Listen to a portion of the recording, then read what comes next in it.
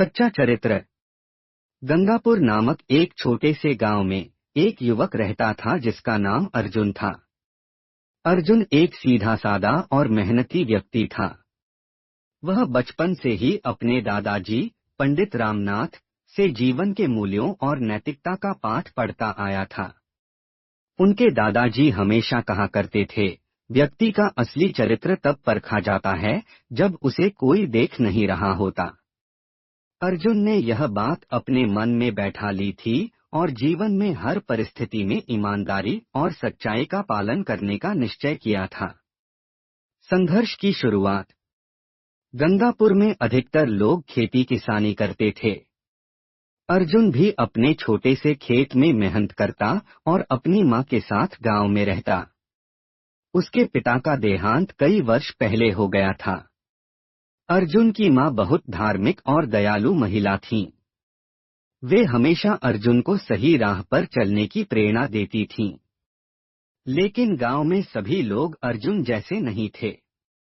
वहां एक धनी जमींदार था जिसका नाम ठाकुर रणवीर सिंह था। ठाकुर साहब स्वभाव से घमंडी और निर्दयी थे। वे गरीब किसानों को कम कीमत पर उनकी जमीन खरीदने की फिराक में रहते थे। जो भी उनके खिलाफ जाता उसे धमकी देकर या लालच देकर चुप करा दिया जाता। इम्तिहान की घड़ी। एक दिन गांव में यह खबर फैली कि सरकार गांव के कुछ हिस्से में सड़क बनाने वाली है, जिससे वहां की जमीनों के दाम बढ़ने वाले हैं। यह सुनते ही ठाकुर रणवीर ने गांव के गरीब किसानों की जमीनें औने पौने दामों में खरीदने की योजना बनाई। अर्जुन की माँ की जमीन भी इस योजना में आ रही थी।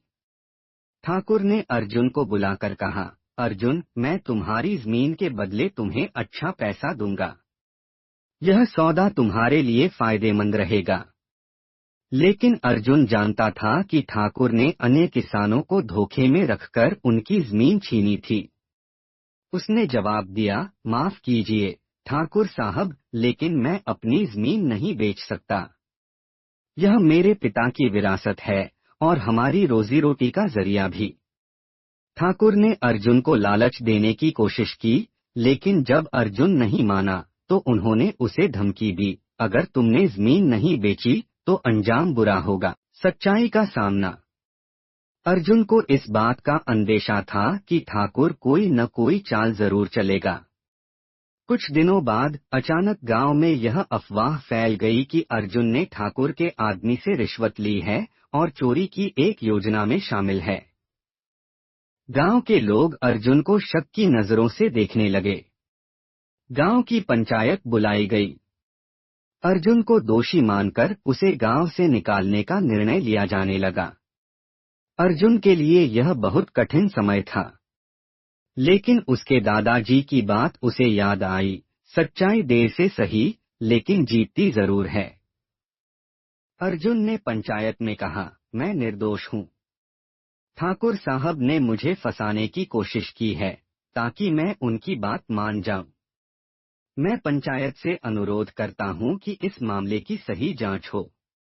कुछ गांव वालों को अर्जुन की सच्चाई पर विश्वास था, इसलिए उन्होंने इस मामले की गहराई से छानबीन करने का सुझाव दिया। सच की जीत। गांव के एक बुजुर्ग जो ठाकुर के पुराने नौकर रह चुके थे, हिम्मत करके पंचायत में खड़े हुए और बोले, मैं सब कुछ जानता हूँ। ठाकुर साहब ने अर्जुन को फंसाने की साजिश रची है। उन्होंने कई किसानों की जमीन गलत तरीके से हथियाई है। इतना सुनते ही गांव वाले भड़क उठे। ठाकुर के कुछ अन्य नौकर भी आगे आए और सारी सच्चाई उजागर कर दी। पंचायत ने निर्णय लिया कि ठाकुर की सारी अवैध रूप से खरीदी गई जमीन किसानों को लौटाई जाए। ठाकुर रणवीर सिंह को गांव छोड़कर जाना पड़ा। अर्जुन ने अपनी ईमानदारी और सच्चे चरित्र से न केवल अपनी सच्चाई साबित की, बल्कि गांव के अन्य किसानों को भी न्याय दिलाया। कहानी का निष्कर्ष। अर्जुन की कहानी यह सिखाती है कि सच्चा चरित्र वही होता है जो विपरीत परिस्थितियों में भी अपने नैतिक मूल्यों पर अडिग रहे। अर्जुन ने अपनी ईमानदारी, सत्यनिष्ठा और साहस के बल पर न केवल खुद को निर्दोष साबित किया, बल्कि गांव की भलाई के लिए भी कार्य किया। इस घटना के बाद अर्जुन पूरे गांव में एक मिसाल बन गया और लोग उसे सम्मान की नजर से देखने लगे। उसने सिद्ध कर दिया कि सच को परखा जरूर जाता है, लेकिन अंत में वही जीतता है। ऐसी और भी मोटिवेशनल स्टोरी के लिए चैनल को सब्सक्राइब एंड वीडियो को लाइक करें।